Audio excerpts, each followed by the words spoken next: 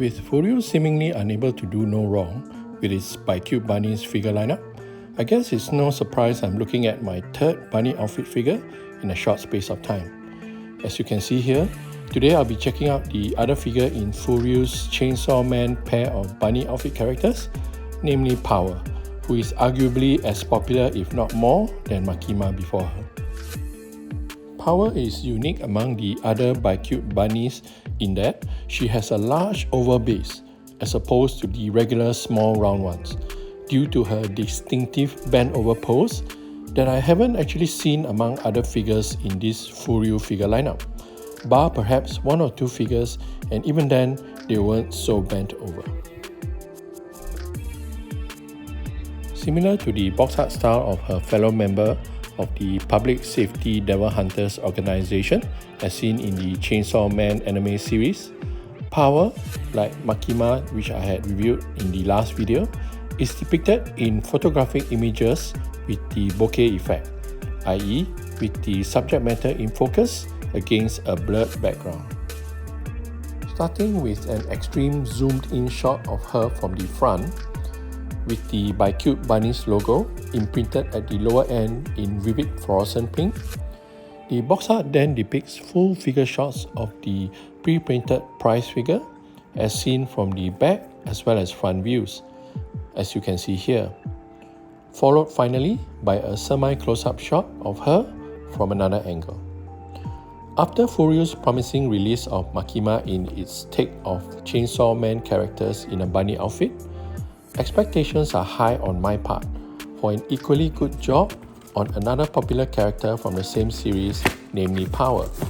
So let's get to unboxing and unwrapping her now, with both processes getting the ASMR-like treatment, namely a section of the video with just sounds of the unboxing and unwrapping, plus music sans any commentary. You can skip ahead from this section by using the timestamps provided below.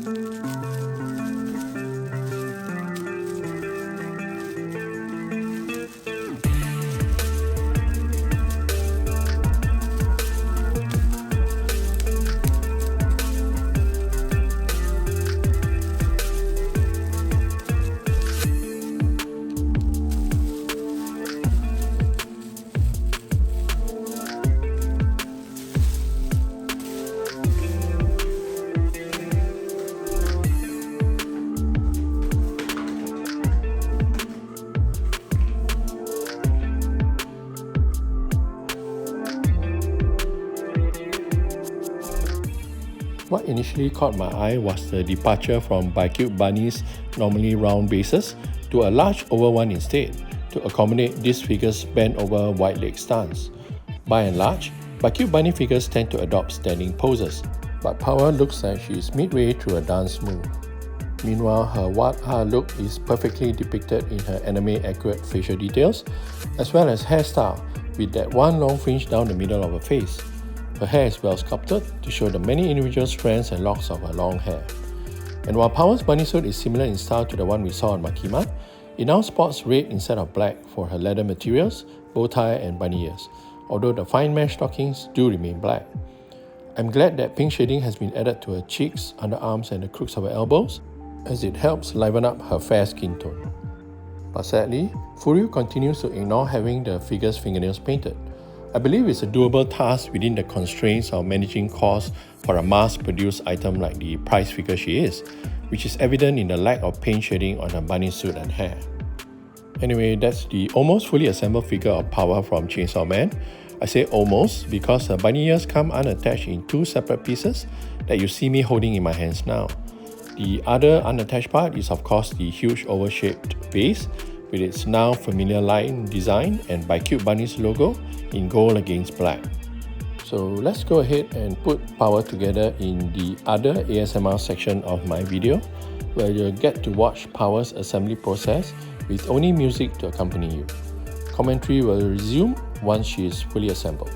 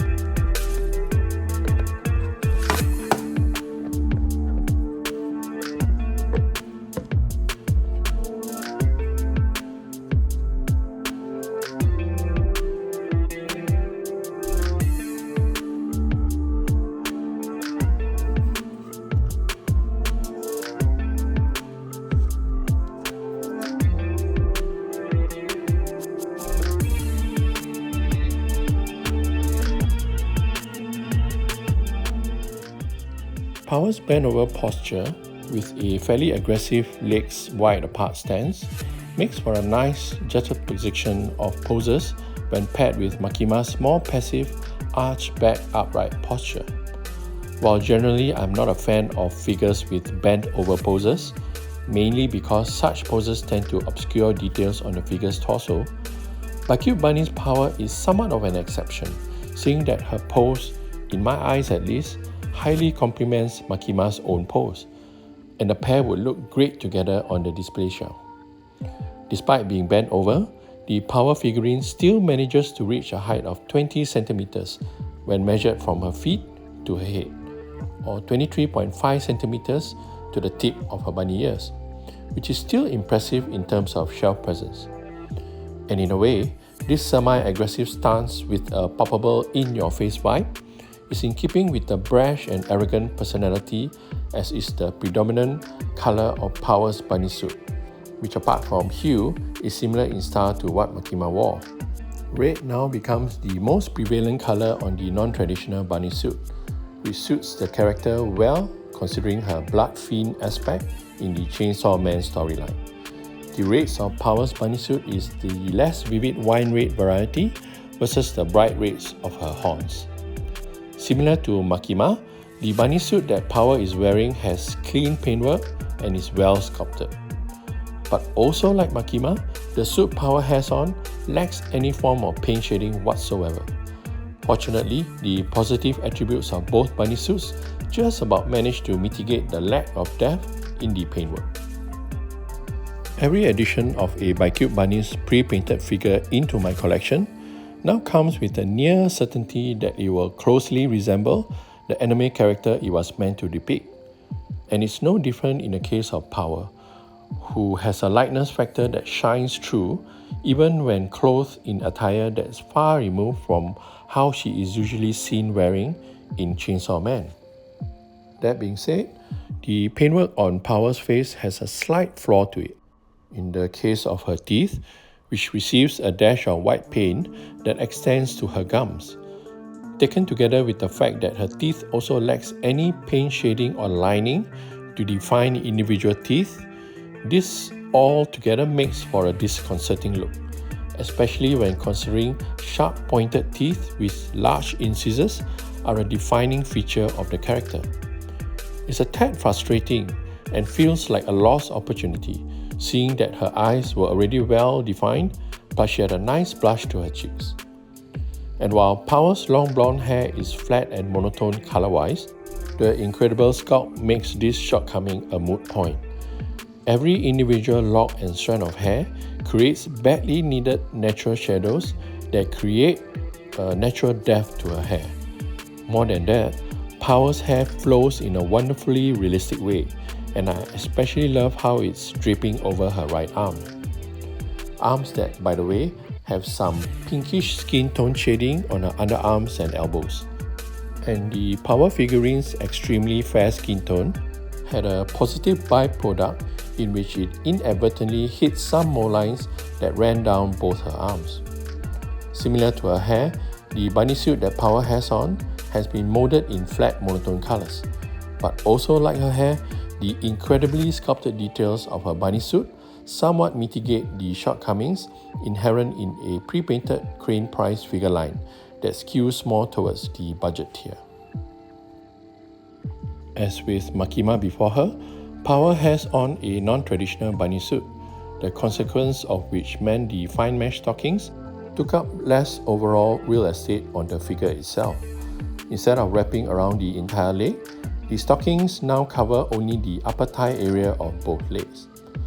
And as I touched upon earlier, Power's bent over wide leg stance necessitates the use of a really large oval base that measures 18 cm by 11 cm at its widest and longest points. As such, if display real estate is at a premium for you, this may be a potential issue that you have to deal with when displaying the BiCute Bunnies figure of Power. Being more of a fan of the FuRyu BiCute Bunnies pre-painted figures rather than figures of Chainsaw Man characters, I must admit I wasn't immediately sold on a figurine of Power in a bunny suit. Looking back, I guess as a miniature painter who values the importance of a figurine's facial details, I must have had a natural aversion to the white blob of paint slapped onto her teeth and gums. While minor as it may seem, it was enough of a visual aberration that held back the figure from becoming a no-brainer addition to my collection. Yet apart from the paintwork on her mouth, I honestly couldn't find much deal-breaking faults on the BiCute Bunnies figure of Power. Yes, there were some mole lines running down her arms, the bane of almost all budget-friendly crane price figures, but they were largely mitigated by Power's extremely fair skin, as I had highlighted earlier. So taking into account its price point, which averages about 5,000 yen and below, this pre-painted figure of Power actually ticks a lot of boxes in what I want in a figurine. To list a few, the sculpt details on her hair and bunny suit are excellent. The paintwork is clean, with its lack of shading somewhat mitigated by the aforementioned sculpted details. The resemblance to her animated equivalent is spot on.